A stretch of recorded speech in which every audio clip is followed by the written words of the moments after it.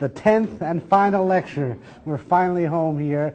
I've covered a lot, I feel. I don't know what to cover in the remaining time, but let's try to talk a bit about the future and maybe talk a bit about antiquity as well. I do want to begin by making a clarification that's very important. I find that when I try to talk about connections between so-called high culture and pop culture, that people think I'm trying to erase the distinction between them, and by that they think I'm trying to erase the distinction between good and bad art.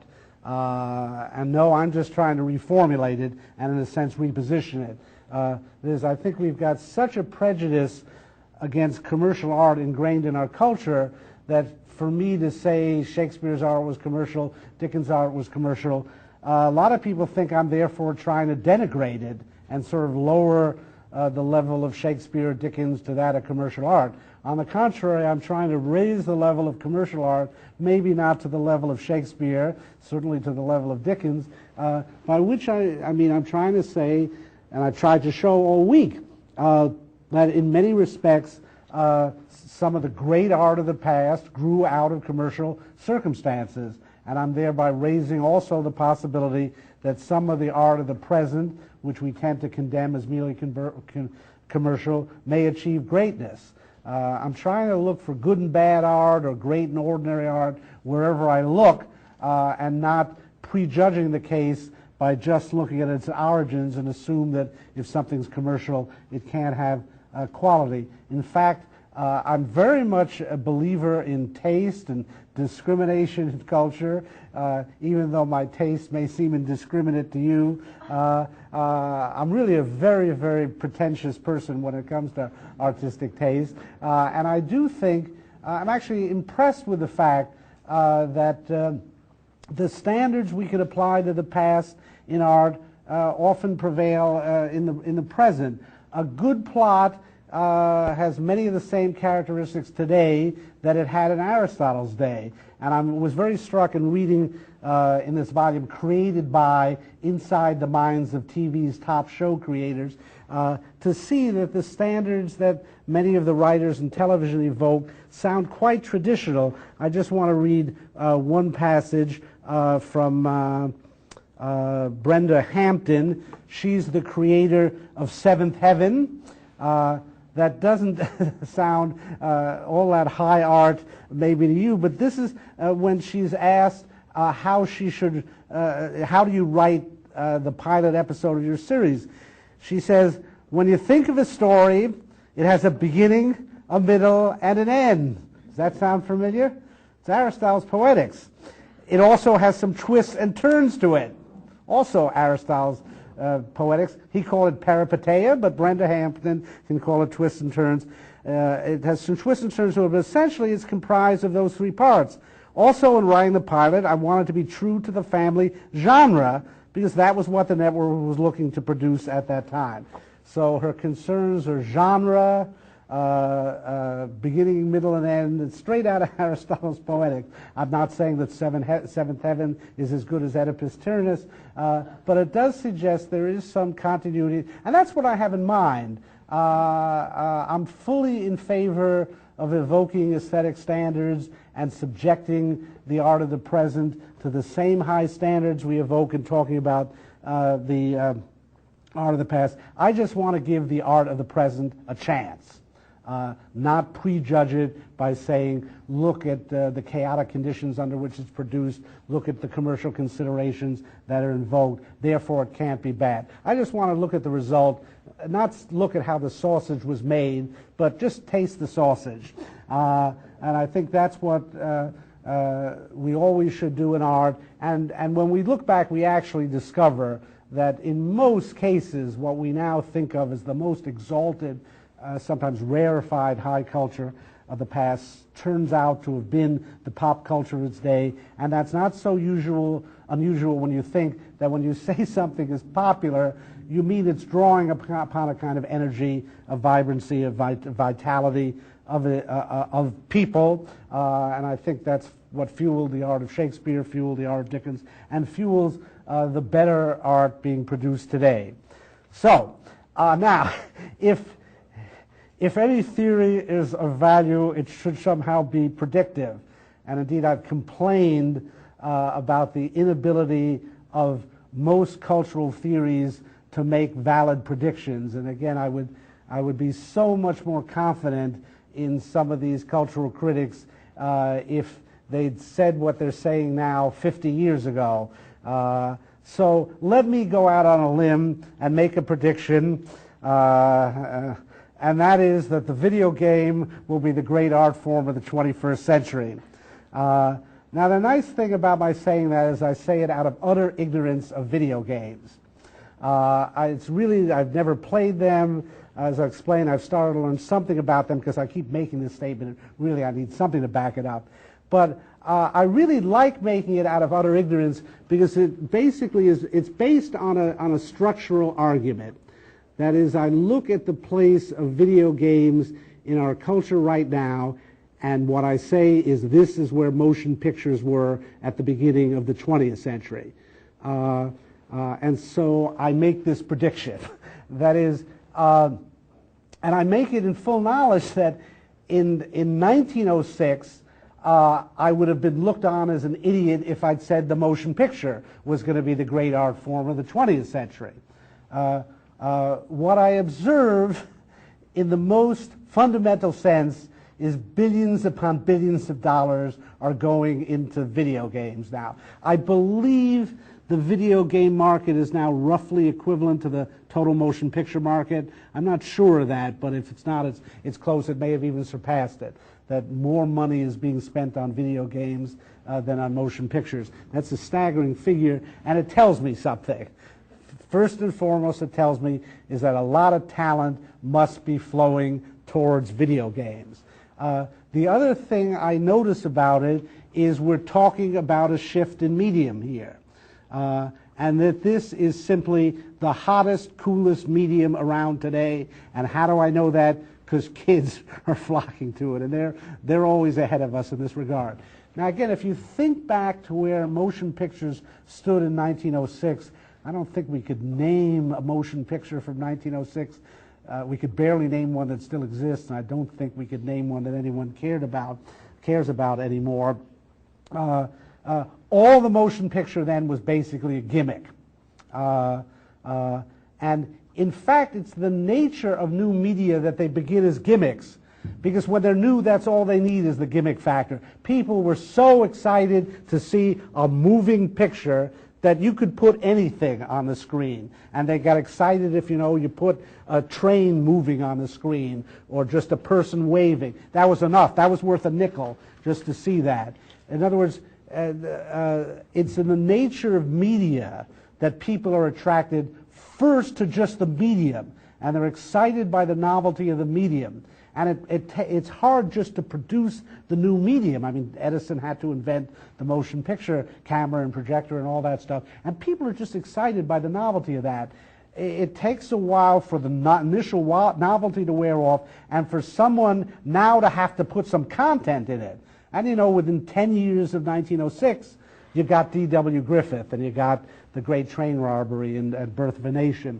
And suddenly, someone takes what is basically just a novelty item and turns it into an artistic medium. And in film, again, we can associate it with Griffith, but there were other directors around the world who were doing the same thing. Now, the same thing is happening in video games. I just don't know who's doing it because I just don't know video games. It does seem to me that video games are way further advanced in 2006 than motion pictures were in 1906.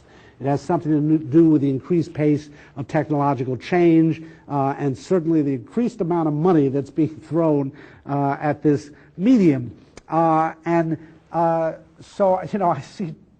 I see two fundamental aspects: enormous commercial success and the potentialities of a new medium.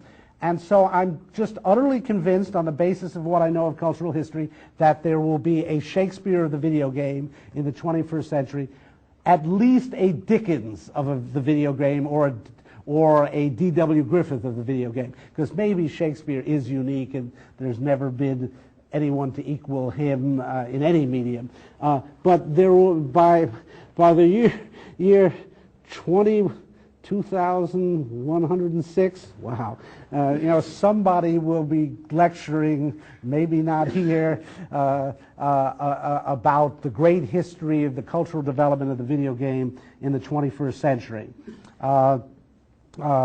And again, for all I know, the Shakespeare, the video game, is already there. He probably has a Japanese name, by the way. I just don't know enough to say this. I like the fact that I don't know enough to prove this, because it shows I'm making a purely structural argument here. I'm standing far enough back from cultural history to say, if this is what happened with the motion picture and what happened with the serialized novel in Victorian England, if this is what happened with Shakespeare's theater and so on, then I can just point to where it's going to happen in 21st century culture. It's just I don't know how it's going to happen, because again, if I did, I'd make $1 billion. And I'd really like to dwell upon my ignorance here, because I think it teaches us something, and why culture critics are usually a generation, if not a century, behind in what they're doing. I can't really talk to you about video games because they're not in my blood. And frankly, my reaction when I look at them is, they're all the same. Don't laugh at me if you play them. But I haven't played them, so I just see this mess of all these video games, and they all look the same to me. Well, that's what culture critics said about movies. That's what the Horkheimer and Dormer was saying about movies, even in the 1930s in Hollywood. They all look the same. They're mass-produced. They didn't like movies. They didn't really watch movies, so they looked undifferentiated to them. I know enough about cultural stupidity to say that video games are probably very differentiated. I just don't know it. I don't know how to play them. I'm terrible at them. I'm frustrated when I play them. I'm embarrassed. I'm humiliated because 8-year-old kids can play them and I can't. And so I say it's a lousy art form. It's only my awareness of the stupidity of Horkheimer and Adorno and other cultural critics that teaches me a lesson. Don't criticize it if you can't play it. Now, in fact, one of my students at Virginia wanted to write an MA thesis on video games, and I said to myself, this is the stupidest idea I've ever heard, but man, this is a great opportunity for me. And he wrote a very interesting thesis, as it turned out, and I learned a lot from it, and above all, he forced me to play some video games.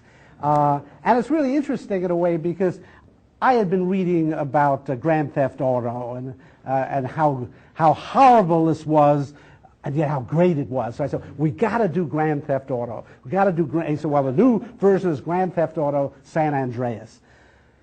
And he goes into it like he's killing 100 people and negotiating his way through it. I fell in the water. And I could not, there's that water along the road, I could not get out of the water. My first inclination is video games suck, and I translated my own frustration into that judgment. And what I really had to admit is I'm a generation behind. And it was funny because we came to the conclusion the whole problem was I tried to go straight into Grand Theft Auto San Andreas, had never played a video game in my life. So it was back to Pong. And he took me, fortunately he's a real scholar of video games. He not only saved all the games and all the platforms, so he could actually take me back to 1980 and slowly work me through, find a game that was simple enough for me to work. And then it was so, we got to the one, it was some kind of California surfing game, and then another student of mine comes in, and I'm struggling with this thing. That game. Let me add it. I haven't played that for 10 years. And they say, let me see if I remember the code you punch in to get 50% more speed and strength. And sure enough, he punches in 10 numbers, and he's going zipping right past me on the waves. And I say, I've lost it. But this is what critics can't do. They cannot cede life to the next generation. They can't admit that the new medium is for the new generation. And I'm just, and I looked at, it was interesting to look at a Grand Theft Auto San Andreas. I mean, it seemed to confirm all the terrible stereotypes I've been hearing about. Incredibly violent. You see, the main aim of the game seems to be to steal cars from people who are in them, and you go to a brothel to recharge your energy. And so, I mean, I really, and yet I realized this was a perfectly decent kid playing the game, and that there was nothing wrong with him. And he had just gotten something called God of War. That I really got impressed with all the mythology of it. See, it could appeal to the old-fashioned literary critic in me. But anyway, the offshoot of this is I honestly myself can't get into video games, but I know enough of cultural history to see this is where things are going. And now another interesting aspect of it, the question of the history of media. I look at video games, and I'm a trained literary critic. My initial reaction was, where's the story? Where's the narrative? And in fact, again, the student of mine showed me the different, I began to understand there was different genres of video games, and some are shoot-'em-up games, some are puzzle games, some are role-playing games, some have more stories than others. But, my initial reaction was to apply to its standards that I derived from, Shakespeare and my study of literary narrative. And some of the games actually are interesting in that respect. On the other hand, I quickly figured out it's not fair to judge this new medium by my old standards of another medium. And in fact, you have to look for what's new in this medium. And obviously what's so promising and novel in video games is the interactivity and the possibility of branching narratives. And in some ways you have to overcome your old standards derived from literature or film to realize what the new potential in video games are. And it's obviously clear that it's responding to a need from an audience not to have the story perfectly shaped for them beforehand. There's a lot to be said for the literary talent of people like Shakespeare and Dickens in creating this narrative for you, but I can see in some ways a parallel creative potential in video games. Obviously the fact these branch stories where you get to these branching points and you choose whether the narrative goes this way or that way, and also the fact that several people, some of the games, several people can play together. And again, I don't know what great artist will exploit this or whether some great artist has already done it. But what I can recognize is that you shouldn't ask a new medium simply to do what the old medium did. Because in fact, it's likely to do the things that the old medium did, it's likely to do poorly, or at least not as well. But what you should look for is what it can do that the old medium can't do. I mentioned this, for example, that when motion pictures came along, well, particularly when sound motion pictures came along, and they started filming stage plays, essentially, it looked bad at first. The earliest film stage plays were inferior to the most highly developed live Broadway performances. That's always true, that an old medium, people have been working with it for years. They've extracted the last ounce of potential out of it. They've learned to perfect it. They've learned to use it to its best. And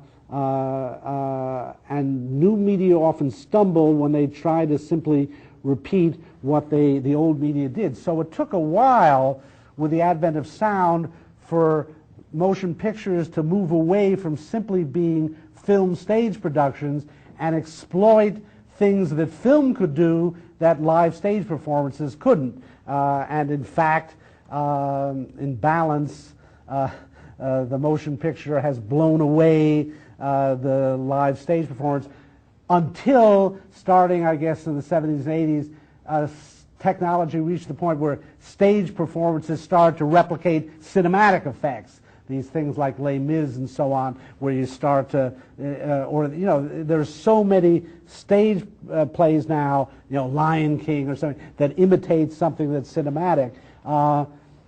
So I'm convinced that there must be potentials in the video game that I'm not aware of, that somebody's in the process of exploiting.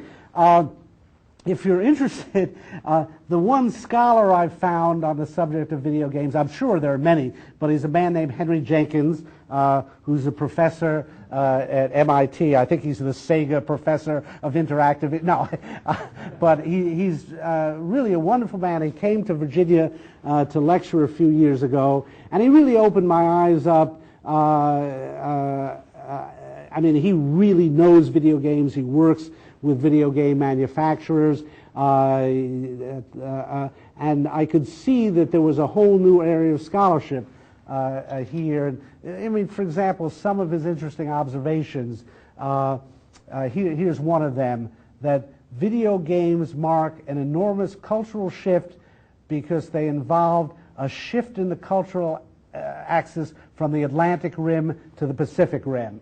That is, for centuries, we've had an Atlantic Rim culture, originated in Europe, migrated to the United States and the rest of the New World, and cultural products have increasingly been hybrids of their European origins and their North and South American developments. With video games, the frontier is the fusion of the United States and Japan.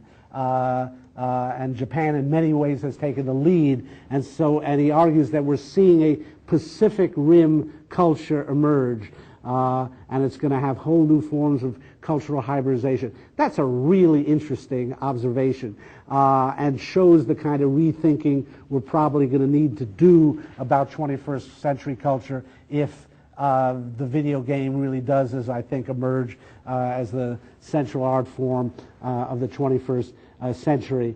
And it really takes breaking out of some long habits of thinking to do that. And above all, it does take overcoming a hostility to commercial art. I was very interested to see, I was the oldest person in the audience at this lecture, except for two people who'd wandered in thinking it was about something else, I think. I'm older than Jenkins. And the audience was all students. And in the question period, they started attacking Jenkins and attacking the corporate sellout of video games, and that he was a tool of it because he was working with certain video game corporations. And they were telling the story, when video games started, they were cutting edge and rebellious and outsider art, and now the corporations are buying up the video game and they're going to ruin the creativity. And suddenly I saw, the whole argument being reprised here, that video games were once this outsider art, but now that corporate America or corporate Japan and the multinational corporations have embraced them, they're ruining them. And Jenkins was great in that he said, it takes millions of dollars to develop a video game. Corporations are necessary to raise this kind of capital. You're dealing with software issues here, hardware issues. This is not something that can be done on a shoestring budget. And if corporations are not involved, there's going to be no development of the video game industry as an art form whatsoever. And I really was, and he's, believe me, he's not a member of the Ludwig von Mises Institute. As far as I could tell in his political opinions, he was a fairly typical academic, and you know what that means.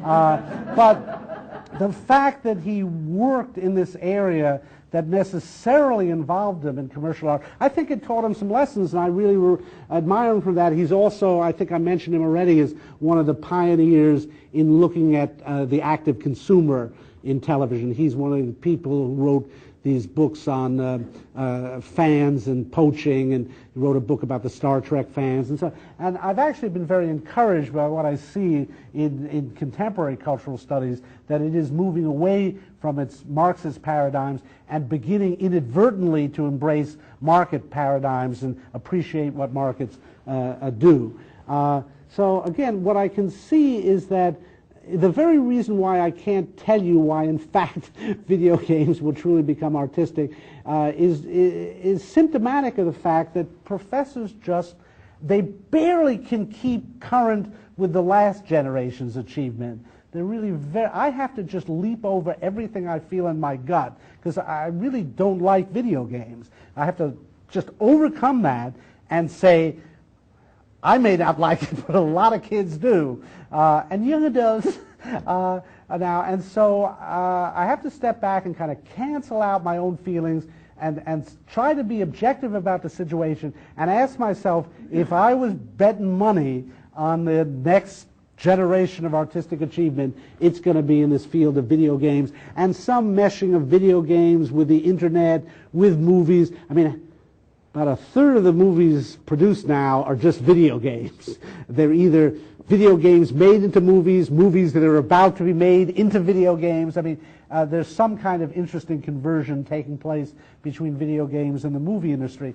If you're going to be a cultural critic, you really have to be prepared for the world to change, and it's changing faster and faster. And I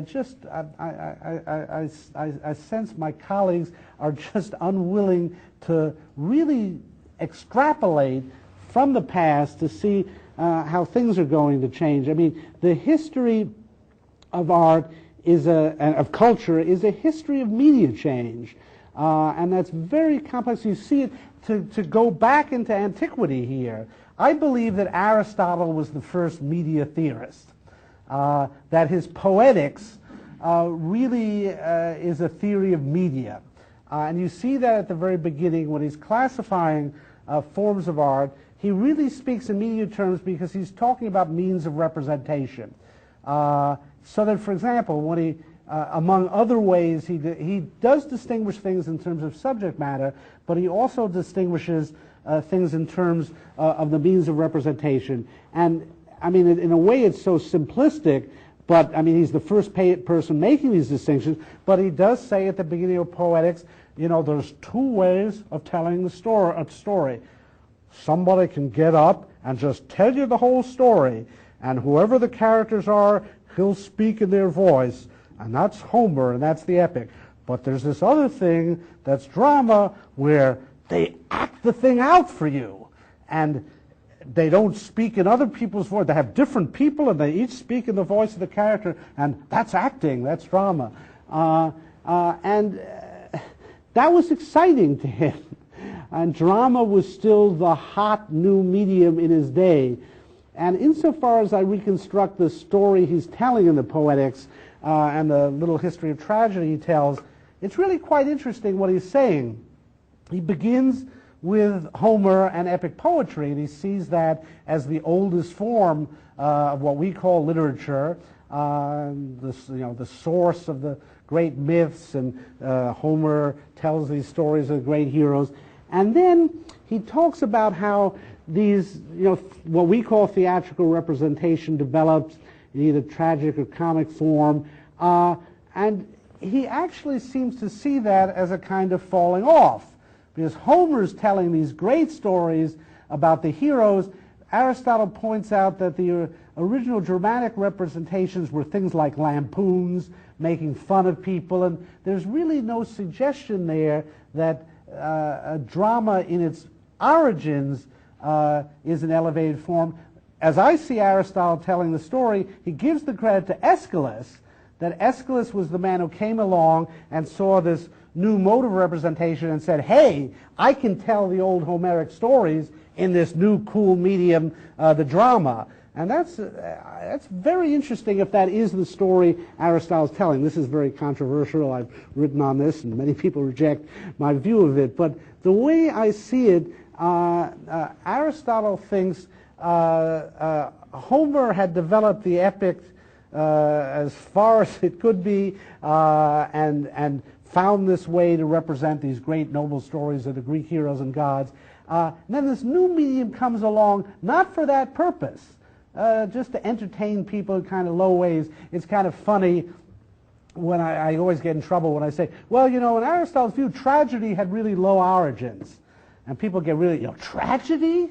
The sublime art had low origins in popular culture? Well, the word tragedy means goat song in Greek. And if I told you goat songs had a kind of low popular origin, maybe you could understand it more. We don't quite know why they were called goat songs. One theory is that in the initial competitions, in dramatic competitions, the first prize was a goat. Another theory is that the chorus took the form of satyrs, half man, half goat, and so on. But my theory is that goat song was a pretty popular form when it started, and pretty vulgar, and people were probably complaining, you know, they've given up hearing these wonderful old Homeric recitations to go to these cheap dramatic representations of low subjects.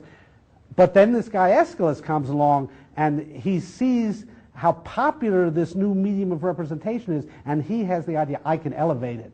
I can tell the old Homeric stories, but in this new really popular form of dramatic representation. And, you know, people are running around Athens, you know, we don't have to go and listen to one guy just tell the story to us anymore. They do something called acting now. They act the thing out, and it's really cool. You got to see it. It's so much more dramatic when they do it that way. And I think I mean, if I'm reading Aristotle correctly here, that's an example of how media change occurs. Again, that the new medium comes along and it's popular not for its content at first, but just for its very quality as a new medium. People are just interested in seeing a new way, we would say, of staging things. And so they flock to it, and then it takes somebody like Aeschylus to see you can really do something with this medium. Just as, you know, the serial mode of publication developed before Dickens.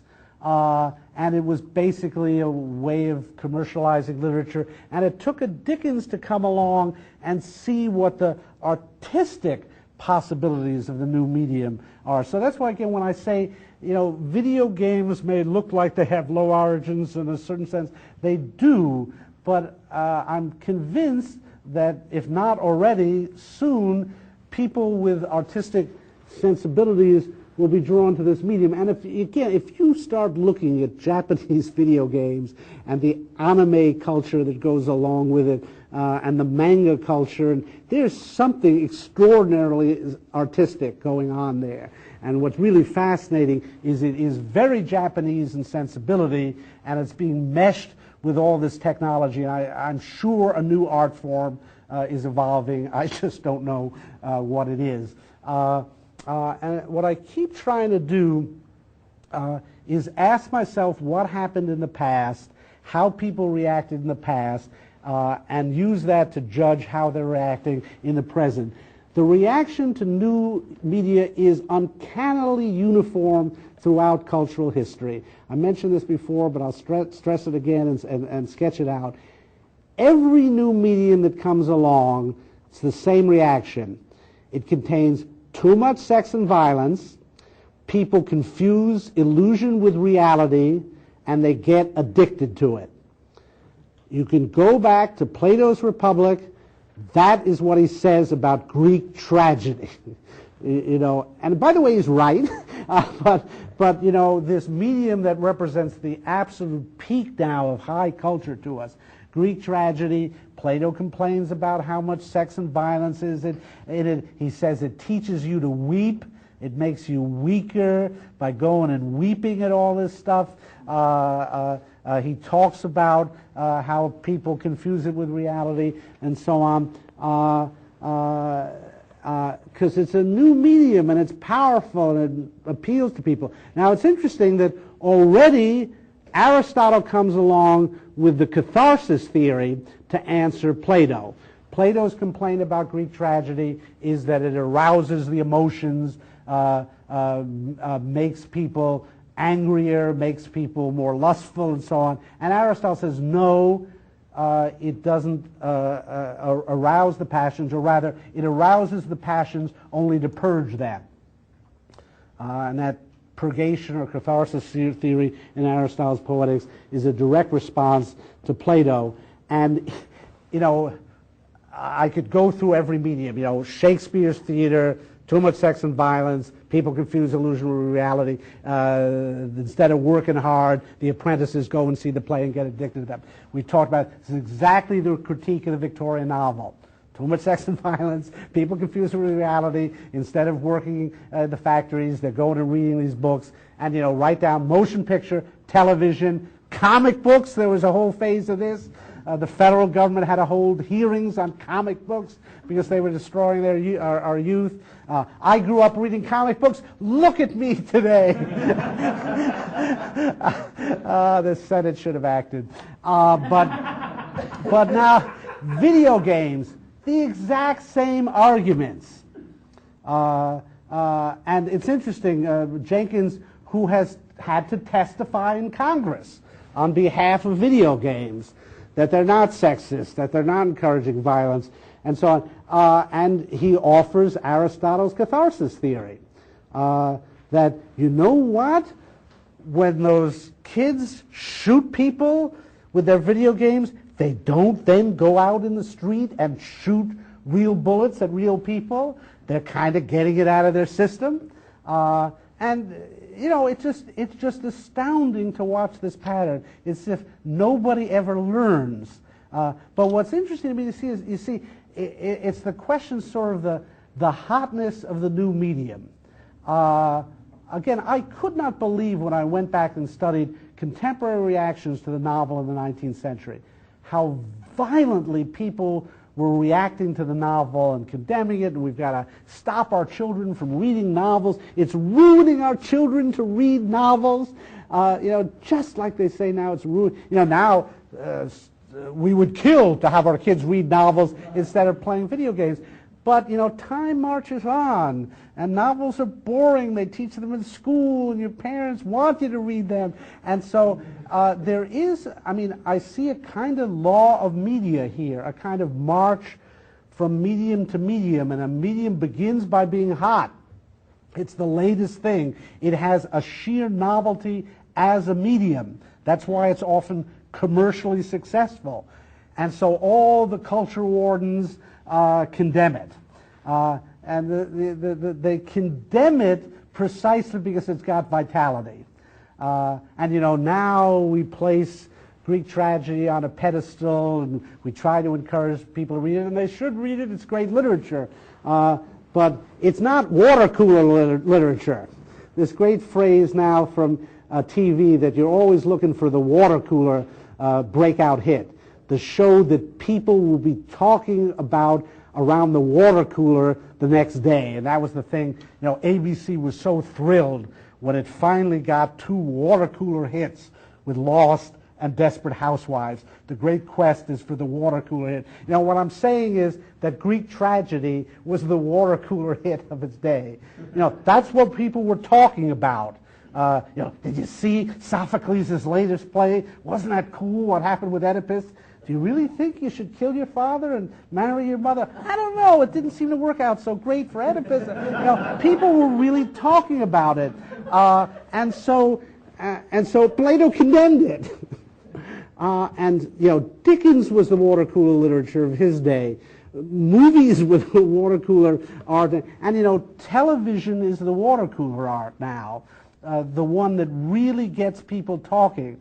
I was very amused when I was at a great books conference a couple of years ago. I do have a reputation in that field, and was asked to talk about Shakespeare, and there were all these people talking about Homer and Dante, and you know, over dinner we were talking about the X-Files. All us great professors of high literature, and we really are great professors of high literature, love it, and try to teach it well. But you know, when it came down to it, when we were on our own, what did we want to talk about? Oh, I hear you writing about the Simpsons. Did you see the latest episode? You know this. You know this is what goes on in our culture. And it's always happened. There's a sort of migration from medium to medium, and I sense that the migration is moving towards video games now. And I would, you know, we really have to bear this in mind in thinking about culture, because ignoring the migration of the media can lead to a lot of problems, and it's one of the sources of cultural pessimism. Because the people who lament the decline of culture usually have their eye on the older media and not on the newer media. And they don't appreciate the fact that it's just a law of human life and culture that all media can't be at the same level of achievement at all times. I know, for example, in Cowan's book, Praise of Commercial Culture, which you know I've assigned a great respect for, in the chapter on music, which is a very fine chapter, he is very much concerned to try to convince us that music is as good now, you know, than in the 20th century as it was in the 18th century, and you know, we mustn't panic that yes, they had Haydn, Mozart, and Beethoven in the late 18th century. You know, we have Stockhausen, Boulez, and Henser, or whatever. You know, right now maybe they don't look as good, but really we should learn to appreciate them. And if not them, we have hip hop, and we've got rap, and we've got Mongolian throat singing. And maybe he's right, and you know, he makes a good case. My reaction is to say, at least in classical music, is not as good in the year 2000 as it was in the year 1800. Fortunately, we still have the classical music of 1800, so we're not impoverished. But in terms of the composers that were writing in 1800, I mean, they just tower above the composers writing in 2000. On the other hand, the movie makers in 1800 really couldn't hold a candle to the movie makers of 2000. In fact, that was the problem. They only had candles, and they were trying to make little shades in front of the candles, and you know, it just didn't work as motion pictures. It's actually very interesting. You can go back to the 18th century and see the first motion pictures. The French were making them. They were trying to get pictures that moved. It's really the motion picture answered a cultural need, the technology that Edison developed. There are several points, the 18th and 19th century, when people were trying to create pictures that moved. These panoramas that you can occasionally, the Metropolitan has a good copy, and there were ones in England. They were trying to make things, you can see they were desperate to find pictures that moved. They just didn't have the technology for it. So yeah, we got them all beat there. They were producing better classical music. We're producing better moving pictures. Our television is considerably better than French television in the year 1800. You know, we have to take pride in what we achieve that's different, and not ask each age to produce just as well in every genre. You know, people are not writing such great epic poetry anymore, but genres do have a history. They're often tied to certain stages of cultural development, even to stages of economic and historical development, stages of technological development. They rise, they peak, they fall. Part of the problem is just the accumulation of examples of the genre, and contrary to common sense, often the earliest examples of the genre are the best. Greatest epics ever written were the Iliad and the Odyssey, and you know, top that act, Mr. Virgil, and he tried, did pretty well, but after Virgil, what do you do? And so there's a reason to think that genres may exhaust themselves, they may not be infinite in their possibilities, and so it's really good in the history of culture that new media come along. because it gives people new opportunities. And so if I'm pretty comfortable saying that, this is, now I'll talk like an economist, the gross international product of culture in the 20th century, I will set against the equivalent from any other century, with always the exception that Shakespeare's century, that tops everything. But the 20th century was one of the great eras in cultural production, even in things like music and painting, though it's not as great in music as the 18th century was if I line up the pieces against each other. I mean, how are you going to, compare even someone like Shostakovich with Bach? But things balance out. And again, 18th century motion pictures were not very impressive compared to The Godfather 1 and 2. So we of the 20th century should take pride in the new media we've developed. And here is one of my fundamental defenses of commercial culture, that commercial culture develops the new media. And it particularly develops new media for commercial reasons and not for artistic reasons. I think the ancient Greek theater was a gimmick when it began. I don't think, if it's Thespis who invented it, that he had the Oresteia in mind. I think somebody came along later, Aeschylus evidently, and lifted up this new gimmick medium to a higher content. And again, when we can see in history this happening, that's what we observe. The guy who thought up serializing novels, which probably occurred sometime in the late 18th century, did not have Great Expectations and Bleak House in mind. Edison did not have Citizen Kane in mind.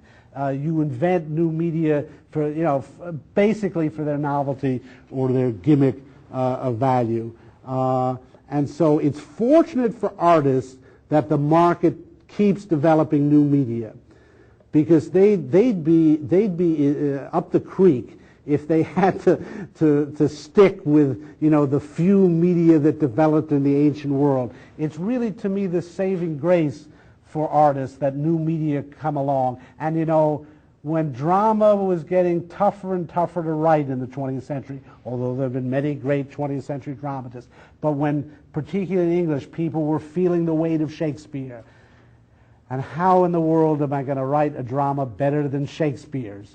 It was very fortunate that the motion picture came along, because Shakespeare had not ever made a motion picture.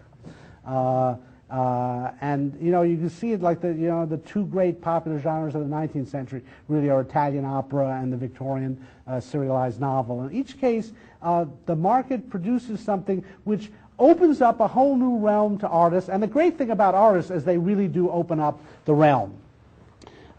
They find potentials in the medium that no one had seen before. The other interesting development I find is you then can read back into earlier media some of the virtues of the new medium. Here's what I mean. I'm saying that when we look at a new medium, our tendency is to judge it by the standards of the old, and we often find it wanting in that respect. Initially, the motion picture isn't as good as the stage play. The video game isn't as good as the television show or something.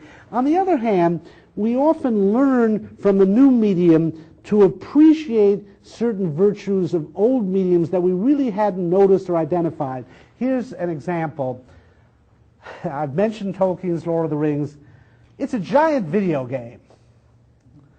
It has many of its virtues are the virtues of a video game. That it has all these rules, all these characters, it has maps, it has places. If you love that book as I do, one of the reasons you love it is that it has characteristics that a good video game has, and I gather it makes a halfway decent video game. But and of course, when you think about it, there is a direct line from Lord of the Rings through Dungeons and Dragons to video games. I mean, there's actually a cultural connection there. Now, for example, Jenkins said he was working with the Royal Shakespeare Company to produce a Shakespeare video game. That sounds unpromising at first. And you know, how many times is Hamlet going to kill Claudius? Undoubtedly 3,000 if it's a good video game. But he quickly pointed out that this wasn't designed to create narrative games, but to allow you to enter into the imaginative world of one of the plays. Let's say The Tempest. And now think about this, how The Tempest has the character of a video game. It has a topography, it has these groups of characters, you know, has really interesting role-playing possibilities. I want to be Ariel, I want to be Caliban, and so on. Now, I don't know what's become of this, and maybe these games are out or so on, but what I'm getting at is I begin to appreciate the new virtues of a video game and can then read them back into older media.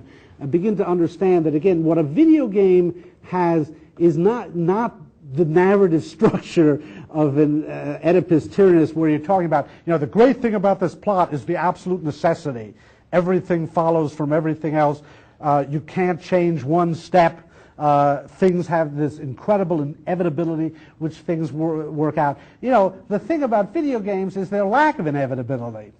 That's what attracts people to it. The outcome is not predetermined, and you have these branching possibilities, and things can go in any direction. And it turns out not all literature was structured like Oedipus Tyrannus, and that, in fact, one of the virtues of the 19th century novel is that there's an element of contingency in the story, and you keep thinking it's not inevitable and it could branch anyway.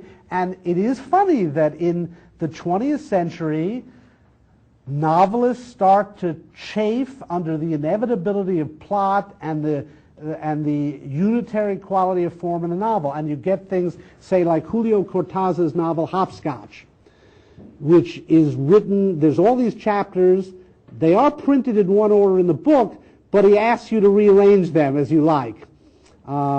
And there are several experimental fictions like that in 20th century fiction that you can see novelists wishing they could be writing video games.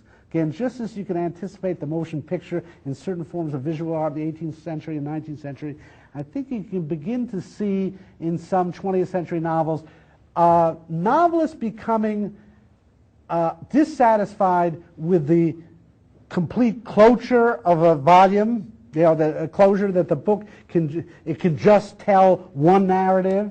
The Borges' idea, the Garden of Forking Paths, and we do start to get these books that say, you know, at this chapter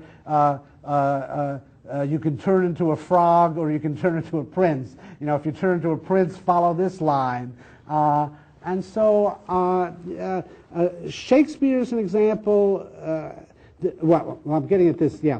There's a kind of richness of the world that certain writers create. I think Tolkien is an example, Dickens would be an example, Shakespeare is an example. You feel that the world of their work of art is greater than the one story that's been told about it. One reason Tolkien seems to be so much like a video game is we have that book, Lord of the Rings, but there are 13 different versions of it, and he kept telling the stories, taking things in different directions. He couldn't stop writing appendices, writing the Silmarillion, the Lay of Beleriand, and, you know, he created this, you know, this vast world around it. It's a kind of video game-like surplus.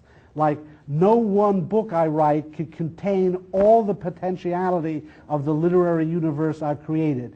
I think that's true of Shakespeare. It's why people have wanted, you know, what was King Lear like as a young man? What was Hamlet like at the university? And people have written stories along those lines. What would it be like if Spock and Kirk were really lovers? I mean, you know, someone asked me last night what I thought was great about The Simpsons, and one of the things I said was the richness of its world. There are certain works that they kind of have strength and reserve. You sense about it. It's one reason we feel The Simpsons can go on forever. I would like to know about comic guy's childhood. I'm sure if the Simpsons are listening, let them write it. And I think that, we learn more and more about Apu. Barney, it turns out, went to Harvard. It's like there's endless resources, as if The Simpsons was a video game. Now again, I really don't, this is like he doth protest too much. I really don't know much about video games, but it did strike me when the student of mine was taking me on a tour of Grand Theft Auto, my reaction was, does this thing never end? Does it go on forever? Will I ever get out of the water? And, I sense that's where the richness is, and it's a richness of possibility. That what we're creating is a world that has parameters that are yet to be discovered. And I gather that's what people who play video games enjoy, a kind of sense of exploration and pushing things to the limits in this world that's created. And I gather that particularly these role-playing and simulation games, that the people who play them discover potentialities that the creators of the game didn't even realize were there. That seems very 21st century to me. It's why I think this is somehow going to be the art form of the 21st century. And again, I feel that art was being pushed in that direction. It's as if 20th century art was demanding the video game. Our forms are too closed. They're not allowing us to develop the full contingency and potential of the worlds we're creating. And it seems to me that's what the video game is answering here. And so it's a weird thing to say, but from the little I know about video games, I'm noticing things about Shakespeare, Dickens, The Simpsons, Lord of the Rings. I'm actually sort of putting together a group of what I'm calling works that actually have the richness of a video game world to them. And again, Tolkien seems to be the great example of that. And I think that's why people become Tolkien nuts, and they start reading and you never see them again because they enter this world and unfortunately in many cases never come out again. And it's so weird to me because can you picture J.R.R. Tolkien going down with C.S. Lewis to the corner in Oxford to play a couple of video games?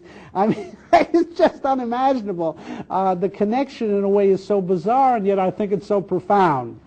So I draw quite a lesson from my video games, and I hope to live to see my prophecy about it fulfilled. And I just take it as an example. There's nothing that looks stupider to most high cultural critics than to say video games are the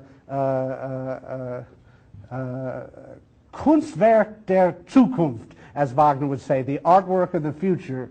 And yet history tells me that it is. And so assuming that I'm right, I'll take this as my ultimate caution, that we should not despise an art form because it's popular, making a lot of money, because a lot of kids seem interested in it. That's probably where the next art form is coming from, because culture depends on energy. There's a reason why each new art form embodies sex and violence. Those are the two fundamental impulses of the human race. And they're where our energy comes from, our anger and our sexual desire. If we were all head, if we were all just thinking beings, there'd be no energy. And so it does not surprise me that the sources of cultural vitality tend to be linked up with impulses of sex and violence. So we, in a way, as I've been saying all along, we need to respect the messiness of popular culture, because culture is ultimately rooted in emotions, and emotions are messy, and culture is going to be messy. And in particular, I have been arguing against this notion of the solitary genius, and let me more or less conclude with discussing that issue, because again I feel I was captive so long myself of that notion. It seems so intuitive to us that great unified works of art can only be produced by a single intellect working on them, and I don't want to deny that they can be produced that way. What I'm arguing against is a single view of artistic production.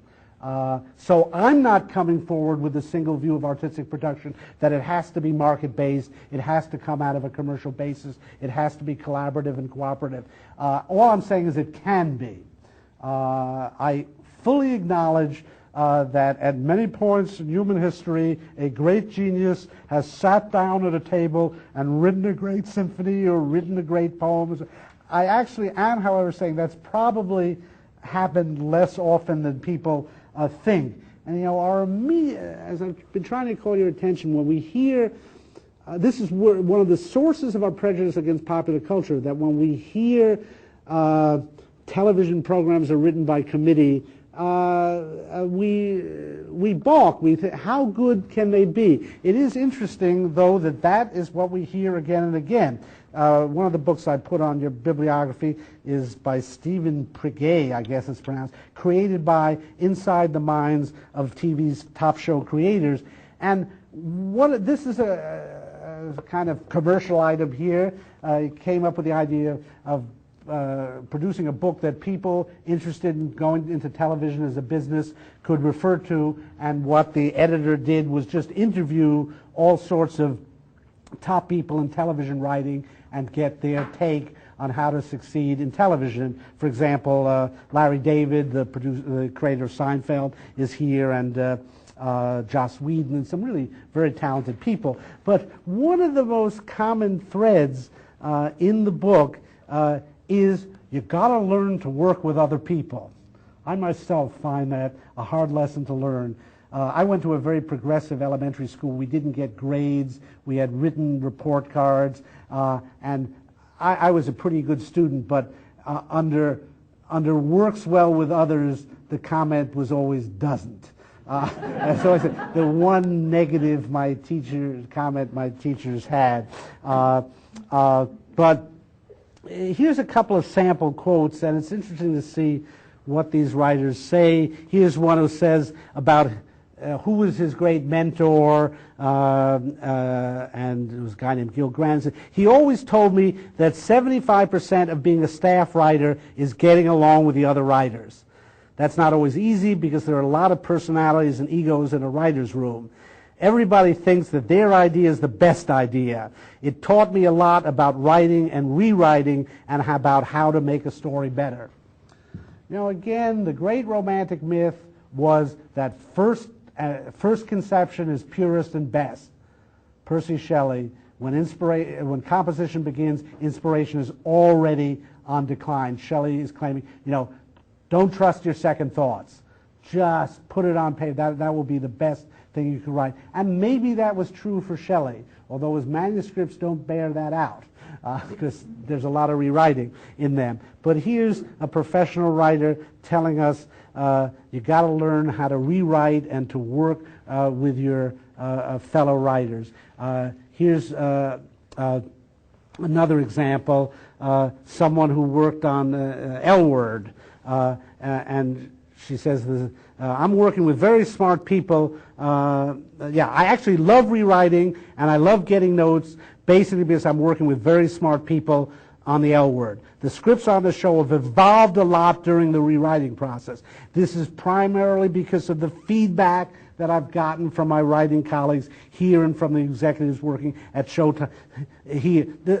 From the feedback that I've gotten from my writing colleagues here and from the executives working at Showtime has always been valuable. Now again, there's the auteur theory shot down. The feedback I got from executives has been valuable. Rewriting is very, very important and something I strongly believe in. And then just a few more when they ask, what do show creators look for in a writer? And this is really interesting what they say. Tracy and I both agree that what we look for first is a good spec script. Then we look for someone who's nice and is going to be easy to be around. You work long hours in this business, you're going to be around these people anywhere from 8 to 12 hours a day, 5 days a week. So I mean, again, it's a very, very cooperative medium here.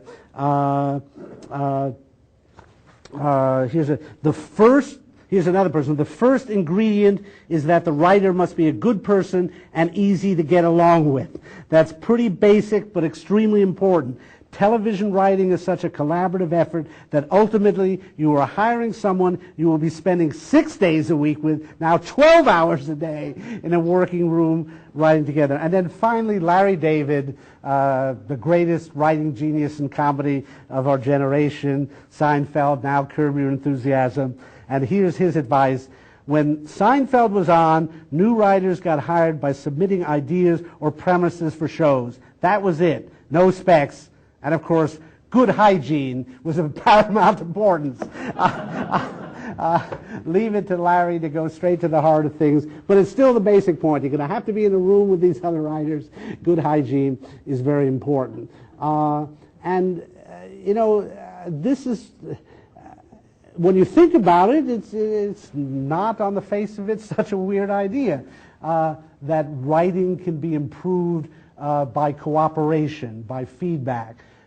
This is where I think Austrian economics can really help us in rethinking cultural matters. And I'll come back to this point, that it's Austrian economics that thinks of the market as a cooperative, collaborative institution. It's Marxist economics that, as I've said before, thinks of the market as just a cutthroat, dog-eat-dog situation where people are exploiting each other, where things do not occur to mutual profit.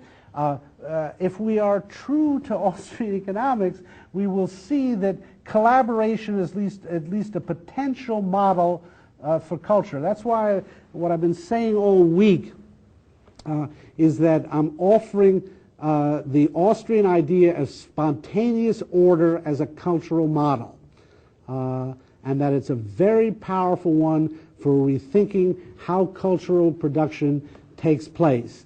And I can put it on two levels, the level of the creation of the individual work and more broadly the general creation of culture in a society. That is, that when you look at individual writers and their individual creators, and ultimately ultimately creation does come down to an individual. And here's where Austrian economics differs from Marxism. In Marxism, the individual gets almost erased. He becomes a representative of a class, a representative of a historical moment. That, to me, is one of the faults of Marxist criticism, that the individuality of authors is lost. They're seen as part of a system, and it's precisely because Marxism conceives of an economic system as some kind of prison, that it portrays the individual as overpowered by the system and lost in it. I mean, Austrian economics teaches us that we're all individuals and we are creative, but it also sees how we can enter into creative relations with other individuals, learn from them, cooperate with them, and that's where it offers this alternative model of culture. And what we see is this idea that, yes, the writer is creating as an individual, the ideas are coming out of his or her head, but they interact with the ideas of other people, they're modified, they're refined. The key thing to me that Austrianism shows us is that things get organized over time. They don't get organized instantaneously. That's the Marxist vision of central planning, that a single intellect can see the whole and see the whole of the whole and organize it perfectly. That's the dream of central planning. We know that that doesn't work in economics. It actually works better in culture. There can be moments of more or less perfect, instantaneous central planning in culture. We have examples, Mozart suddenly thinking up the whole symphonic movement, and it's remarkable. It does seem maybe to happen in a moment. Or a poet who will just get an inspiration and sit down, and it's like the whole poem's in his head, and he just has to get it on the paper, and there it is, a perfect poem. And that's sort of the myth that poets create. It does happen, much more seldom than poets would like us to think. Coleridge's Kubla Khan is a great example of that, where he talks about having this vision of this perfect poem, and he was sitting down to write it down when unfortunately someone knocked at the door and distracted him, and we never got the rest of the poem. I suspect that's a bit of a myth. But in any case, I admit that in cultural production in certain forms, especially if you're talking about something like a 20-line poem or a short musical movement, that's possible.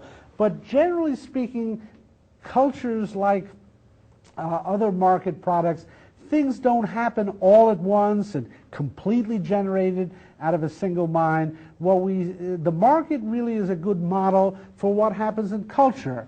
That people have first ideas, they put them on paper, put them in musical form, they have other people react to them, they themselves have second thoughts, they revise, they see what works, they see what doesn't work. This is very much the pattern in movies and television, and what I'm saying is actually the pattern in a good deal of literature, serialized novel, Shakespeare's theater, and so on. And it shouldn't look bad to us.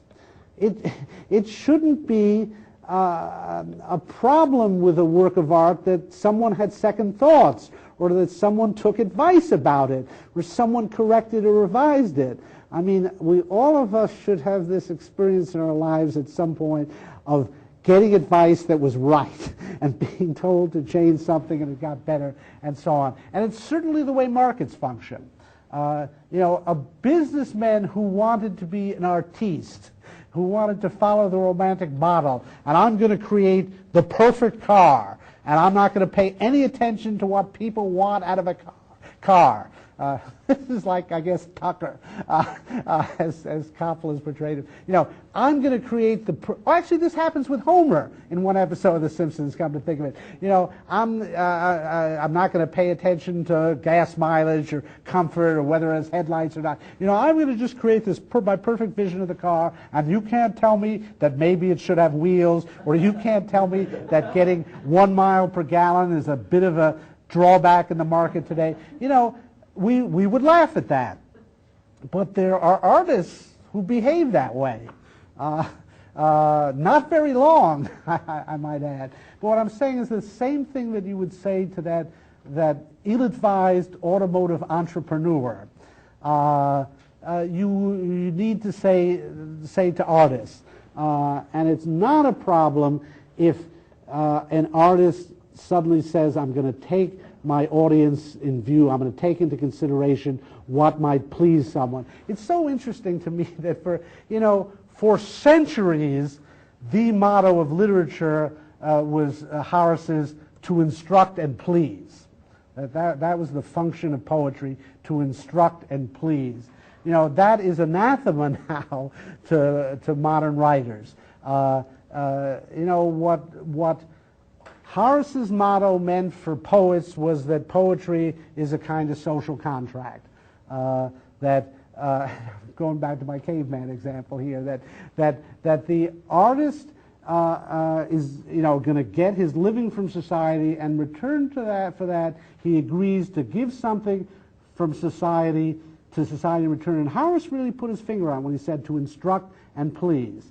Not to protect and serve, as in Los Angeles, but to instruct and please. And, to teach people something and also let them have a good time with it. That's a pretty good formula for what art should do. And if it sounds a little Philistine to you, a little crass and maybe even commercial, I just remind you that the vast majority of great poetry up through 1800 was written with those goals in mind and with the understanding that art is a social contract. In Ben Jonson's play Bartholomew Fair, he actually produces the contract. It's really hilarious. A character comes out at the beginning of the play and addresses the audience and gives them a legal contract where he says, you guys pay this much money, and in fact he says, as many seats as you buy, that's as many applause rights to applause you have. You know, you pay the money, you keep quiet, you sit still. I promise you, and you know, I won't have these things in the play. You know, I won't. It's funny because he takes a dig at Shakespeare. He says, I won't have some dumb tempest in the play, and it won't be bad like Titus Andronicus, but you'll be enjoyable. You'll have a puppet show at the end, and by God, there is a puppet show at the end of the play, and so on. And it's this marvelous moment when Ben Jonson, who himself had such contempt for the commercial theater, he longed to be able to write for the court and have the prestige of it, but for one moment he just says, okay, this is contractual. Quid pro quo. You give me your money, you give me your applause, you sit still, you be decent, and I will give you a play that you'll enjoy. And the result is his greatest play, Bartholomew Fair, which is absolutely hilarious and brilliant about. It's also actually the first defense of a free market that I've ever been able to find in literature. It's a great celebration of the whole world, commercial world of the theater. But you know, a lot of great art was based on that. When Shakespeare called a play As You Like It, or subtitled Twelfth Night, What You Will, he recognized this. Just think of the epilogues in Shakespeare's plays. They're much like Jonson. Someone comes out on the stage and says, thanks for your goodwill. Could you please applaud and send us off nicely? You know, we hope we pleased you. That's a conventional gesture, and Shakespeare knows what he's doing, but still, it reflects the fact that he accepted a kind of social contract with his audience. And what I'm saying is that that wasn't so bad. A lot of great art was produced that way, and I can see why artists began rejecting that in the Romantic period in reaction to the development of the mass market, which in some ways did require lowering of taste, or at least a modification of taste, which some of them were unwilling to make. And you can admire people like Blake for their integrity. They produced great. It's starting with the Romantics that you start to get elitist poetry and elitist art in general. I'm not totally rejecting that. The nice thing, of course, is that markets allow for niche markets, and so that work has actually found as a reception as well, and artists have been able to pursue these elitist paths. But to reject completely the ancient and long-standing social contract of art, that's what I'm questioning, and ask us to rethink what really made artists like Shakespeare or Mozart or Dickens great. It wasn't turning their back on an audience, and if that world of cultural production looks chaotic and rough and tumble, we're in a position as Austrian economists to see that's not a problem. All human activity is chaotic and rough and tumble. It's the effort to introduce order into it, to plan it ahead and to control it all the way, and to think that any one person is in a position to control it. That we know is the fallacy of socialism, and it's the problem with most government support of the art. So I'll read a passage from that F.M. Scherer book on 18th century music that's very good and I've drawn upon, but it was really sad for me to get to the end of that book where he was talking about the fact that classical music is not doing well in 20th century America. Now, he doesn't even begin to mention the fact that the real reason is labor unions. That orchestras and music production in general is the most heavily unionized section of the economy. It's positively medieval in its guild-like quality, and the closed shops and the demands and the regulations for overtime and just the so-called safety regulations have stifled the production of classical music. That's why no U.S. orchestra has had a recording contract for generations. It's why classical orchestras must be recorded now in Eastern Europe, where they're free from the tyranny of labor unions. I keep thinking of, Michelangelo, if he had been part of the labor union, the guild of his day, and okay, that's enough. You've exceeded the number of hours you could be on the ceiling. You got to come down, and we'll put someone else in your place to finish doing the painting, and so on. But this is what Scherer, he doesn't say break the labor unions to save classical music. What he says is the solution to this contemporary coarse disease problem is subsidy. and hence a reversion to the principal means used to support classical music during the 17th and 18th centuries. One source of subsidy, more generous on the European continent than in America, is government, which is the analog of the noble courts that were the principal basis of political governance but before the demise of feudalism. Now, I began with this, and in a way I'll end it. That is a fundamental error, to think that the National Endowment of the Arts is the equivalent of Lorenzo the Magnificent. And I'm a personal friend of Dana Gioia, who's the current head of the NEA, and he actually he's a poet himself and has great taste. We keep showing up at the same concerts, I've noticed, but still, he cannot exercise his taste in the way that Lorenzo the Magnificent did. We are not, when we're talking about government bureaucrats, we are not talking about Frederick the Great. They don't have the taste, they don't have the power. They are, in fact, specifically not supposed to exercise taste. That's the whole point in turning to government funding. So the notion of government funding of the arts as an alternative to the market is, whatever you say about it, basically a socialist alternative to capitalism. And more deeply, it reflects an alternative view of cultural creation. I'm saying that culture grows out of chaos, that it grows out of competition, that it's unpredictable, that it really is a case where you cannot tell ahead of time what will succeed. You cannot pick the winners in the cultural contest. That's why the Greeks held the contest.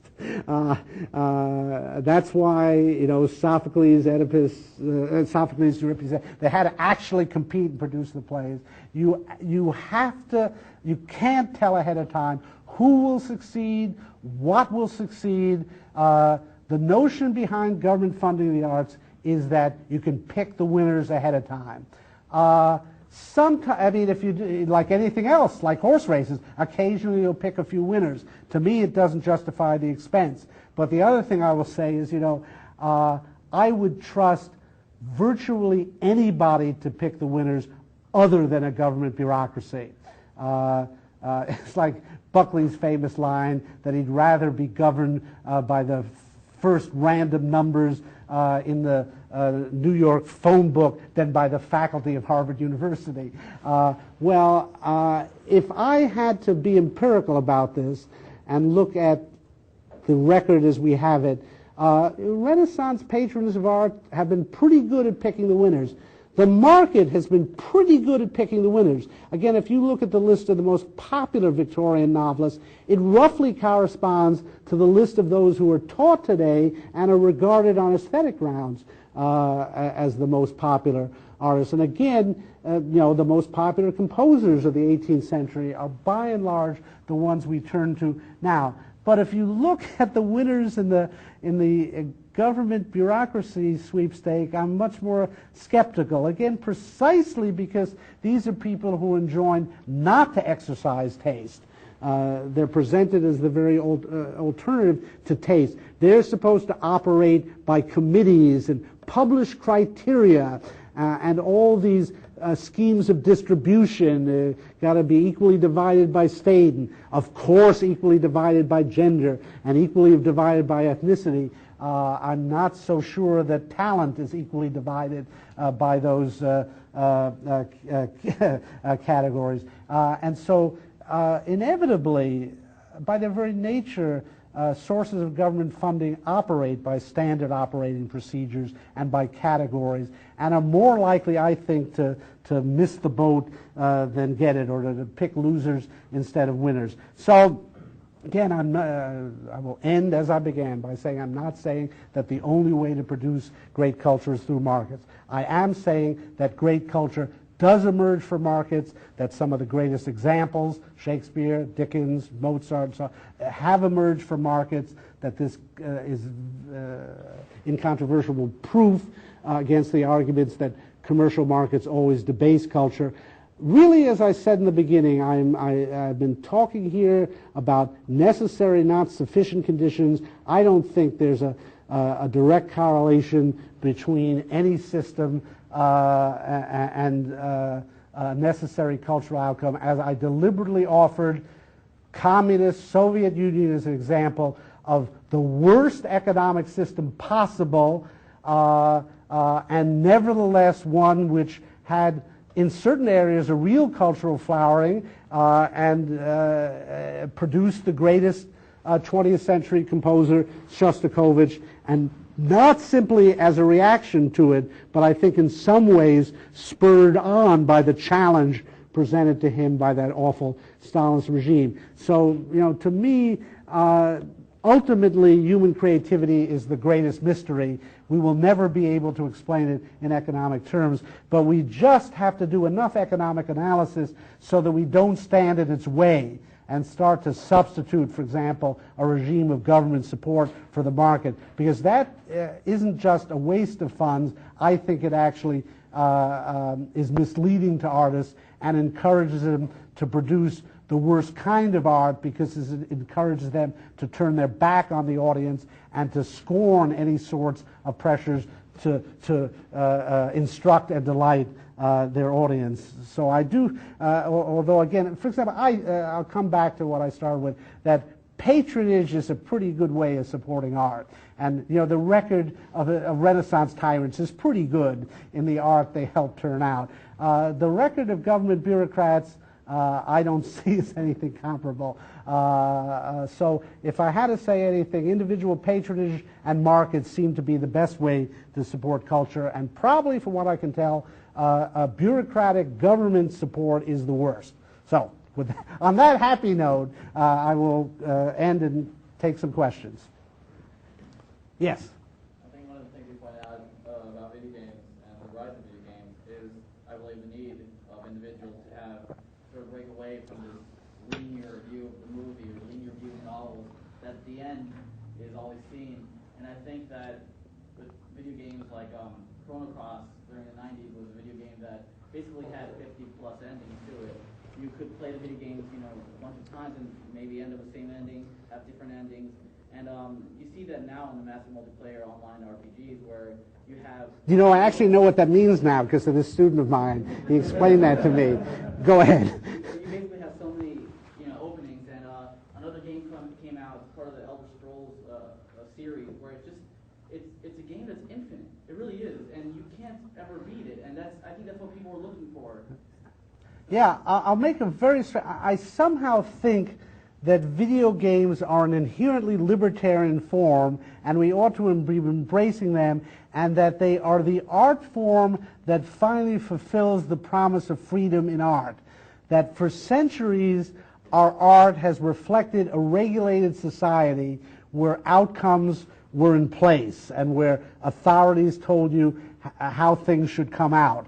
And, a lot of great art was produced that way, but this is why I say I sense a need for the video game in some 20th century fiction, for example, that artists in the older genres are struggling with the fundamental closure principle of all art up to that point, and that it seems to me no accident that in a world in which freedom has now become an ideal, though threatened, and in which technology is pointing in the direction of freedom, video games are a profoundly democratic form. I mean, they allow for this broad participation.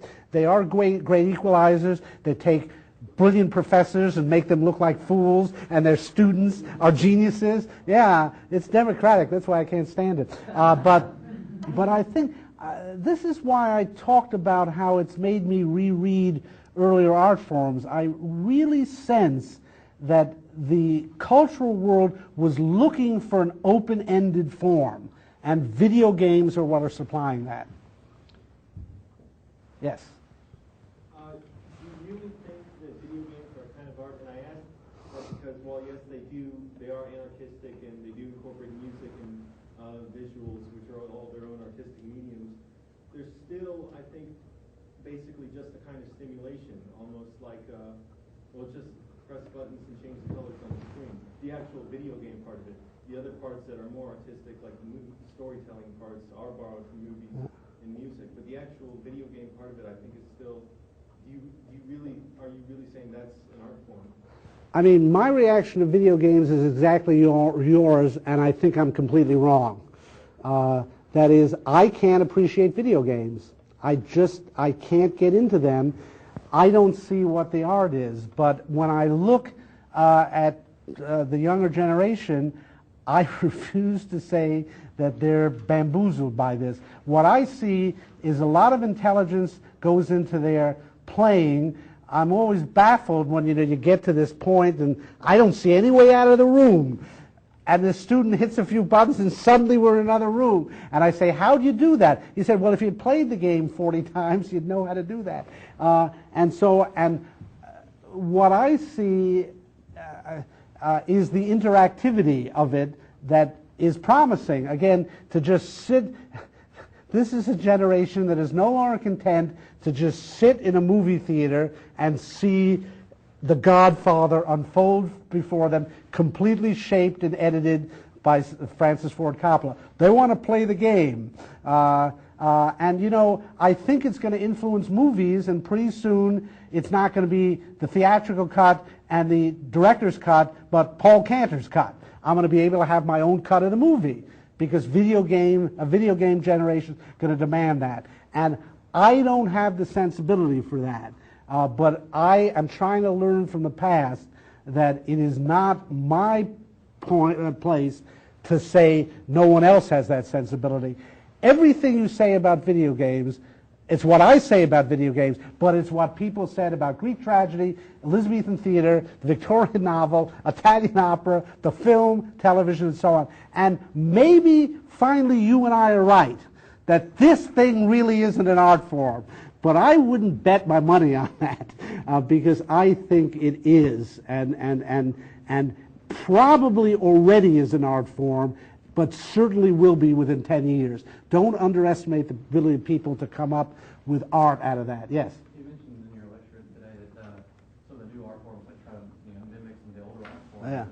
And, the online role-playing games like World of Warcraft, people are actually making short films and music videos using the game itself. Yeah. And it's like you have those people, each portraying their character, and then they pull a film out of the action film out of the game and record it.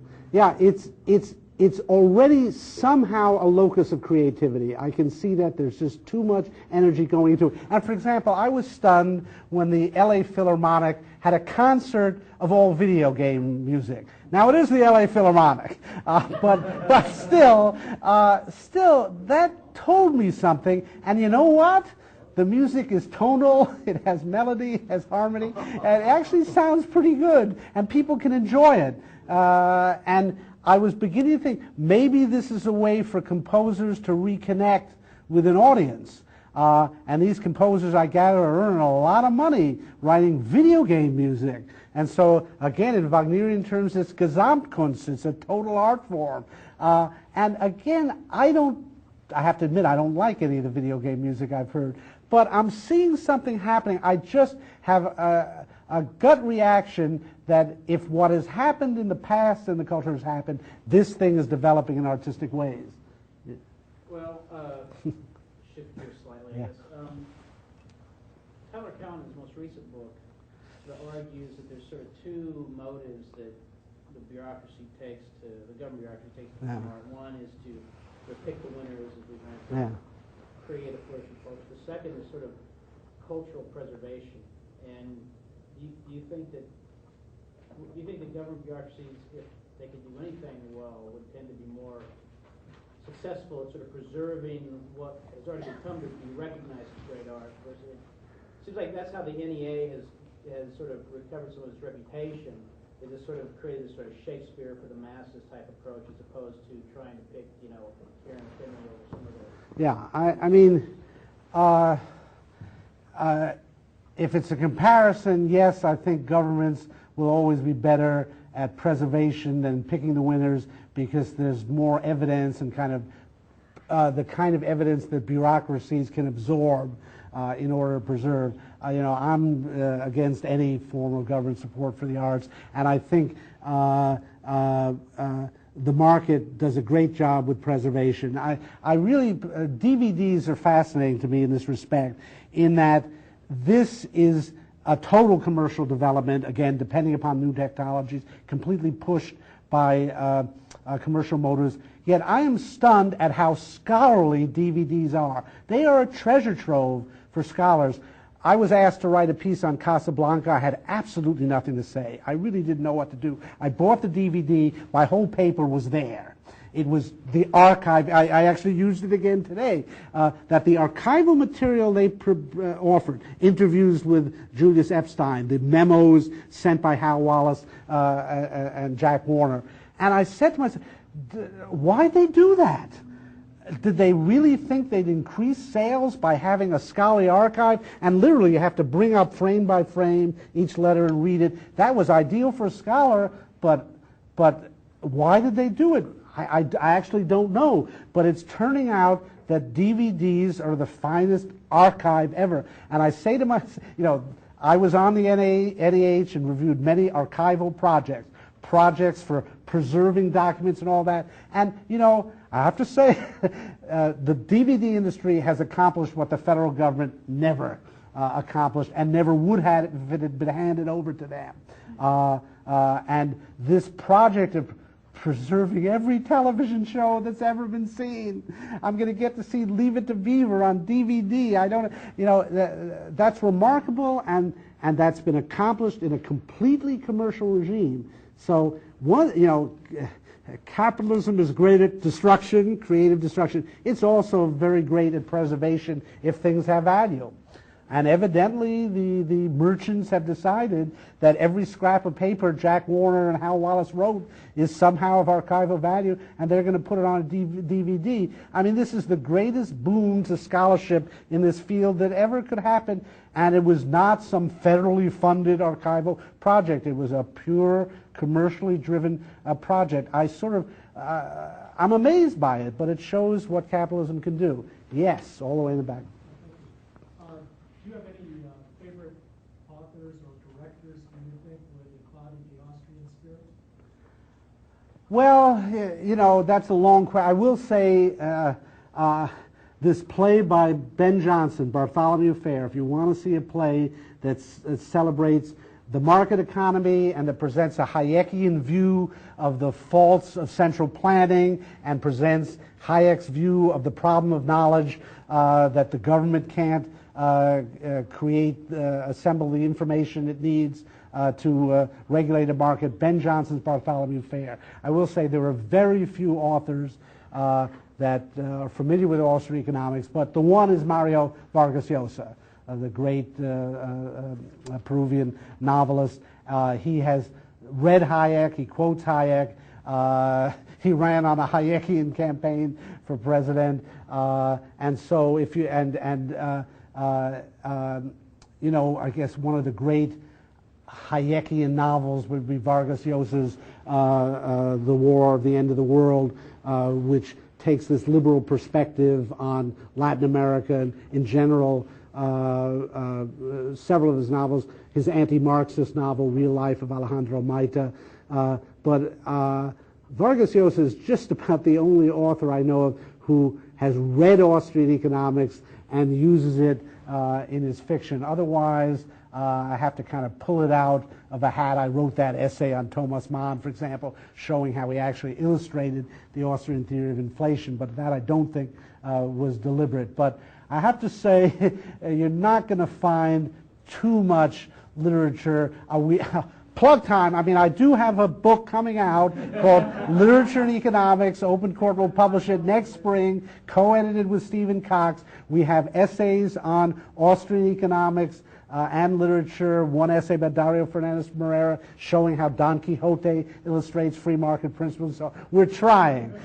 So I guess, but there's not, it's fine. There's really not that much. I mentioned Elizabeth Gaskell, North and South.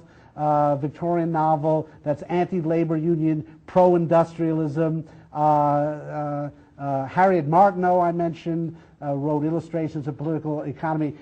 One after another, Ricardian tales of economics, pro-free market, but unfortunately based in Ricardian economics, so labor theory of value and stuff like that. But those aren't very great as literature. But Gaskell's North and South is a very fine novel and pro-market. One more question? Well, I'm just wondering if you thought, in a certain sense, the Criterion Collection videos, DVDs, which seem to be aimed at a niche market, provided inspiration to do that same packaging to a broader market? Yeah, and it's interesting that they priced the Criterion DVDs higher, and they read their audience right, that people were willing to pay more to get a better dub of the work and to have these extra features. And then typically, as is happening, it happens in markets, other people do just as good a job and sell it for a lower price within the limits of copyright law, or sometimes without. But again, I think, I just think the DVDs are better than humanity deserves. We never did anything to deserve such a wonderful thing. And it's only the market that gave it to us. So, God bless markets.